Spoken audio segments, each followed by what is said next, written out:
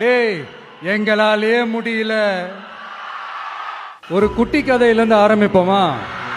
ஒரு பெரிய ஊரு, ஒரு 4 ரோடு ஜாயிண்ட் ஆகுற மாதிரி ஒரு ஜங்ஷன். அங்க சென்டர்ல ஒரு முரட்டு ஜல்லிக்கட்டு காலை ஒண்ணு நின்றுட்டு இருக்கு. காலில் மண்ணை வீசிக்கிட்டு சீறிக்கிட்டு அப்படியே நின்றுட்டு இருக்குது. யாருமே பக்கத்துல போக முடியல.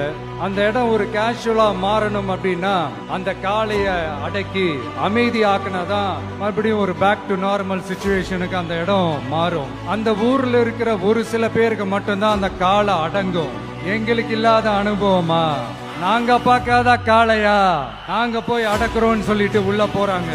ஒருத்தராலையும் அந்த காளைய தொடக்கூட முடியல. எல்லாரையும் அடிச்சு வீசி தூக்கி போட்டுருச்சு. அந்த கூட்டத்தை விலக்கிட்டு ஒரு சின்ன பையன் ஒரு என்ட்ரி ஒண்ணு கொடுக்கறான். உங்களுக்கு தான் தெரியும்ல, டேய் எங்களாலே முடியல, நீ எல்லாம் என்னத்த போய் கிழிக்க போற? எங்களுக்கு அவ்வளவு அனுபவம் இருக்குது. நாங்களே அடிபட்டு ஓரமா படுத்து கிடக்குறோம். இவன் விளையாட்டுத்தனமா ஏதோ பண்ணிட்டு கிடக்குறான். பாவம், அந்த காலை கிட்ட போய் அடிபட்டு சாவ போறான். பச்சா பையன், அந்த பையன், இந்த பையன், அண்டர் எஸ்டிமேட் பண்றது, ஏளனமா பேசுறது, இப்படி ஒரு பக்கம். ஐயோ பாவமே, இப்படி தனியா போய் மாட்டிக்கிட்டானே அந்த காலை கிட்ட, என்ன பண்ண போறானோ அப்படின்ட்டு ஒரு பக்கம் பரிதாபப்பட்டு பேசுறாங்க. அந்த சின்ன பையன் எதுவுமே காதலியே போட்டுக்காம 2 பாக்கெட்லையும் கைய விட்டுக்கிட்டு ஸ்டைலா கெத்தா தில்லா அப்படியே உள்ள போறான்.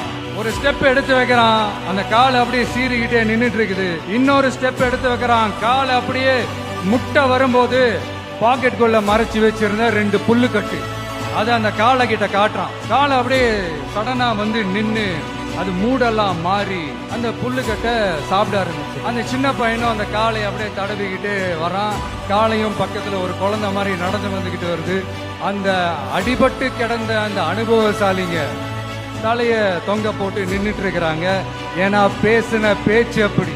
அங்க ஒரு பெரியவர் வர்றார். வந்து அந்த பையன்கிட்ட கேட்கிறாரு, எப்படிப்பா இப்படி ஒரு முரட்டு காலை சீறிட்டு நின்றுட்டு இருந்தது, எப்படி அந்த காளையை அடக்கின அப்படின்னு கேட்டதுக்கு அந்த பையன் சொல்றான், ஐயா எனக்கு அந்த காளையை பார்த்தா கோபமா இருந்த மாதிரி எல்லாம் எனக்கு தெரியல, அந்த காலை பசியோட இருந்த மாதிரி இருந்தது.